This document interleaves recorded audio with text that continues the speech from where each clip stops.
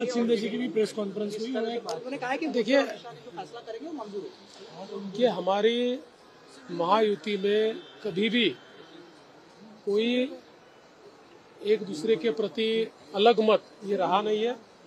हमने हमेशा साथ में बैठकर निर्णय किए हैं और चुनाव से पहले भी हमने कहा था कि चुनाव के बाद साथ में बैठकर निर्णय करेंगे।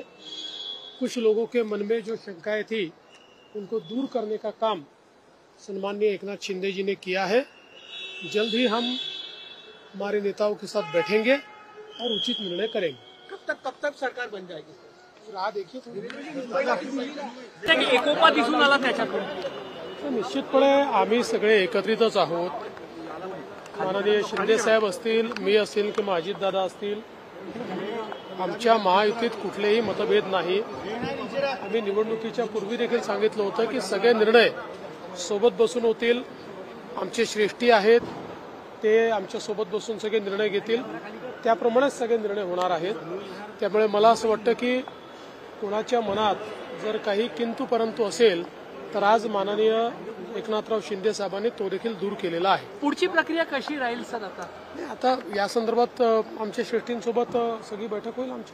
देवेंद्र फडणवीस यांनी मुख्यमंत्री बनावं अशी भाजपच्या कार्यकर्त्यांची मागणी आहे। सर हिंदी में बताइए।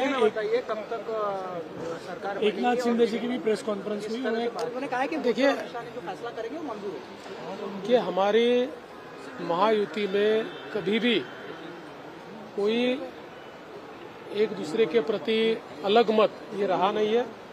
हमने हमेशा साथ में बैठकर निर्णय किए हैं और चुनाव से पहले भी हमने कहा था कि चुनाव के बाद साथ में बैठकर निर्णय करेंगे।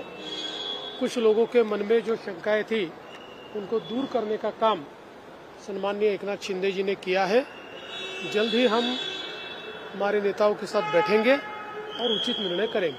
कब तक सरकार बन जाएगी? राह देखिए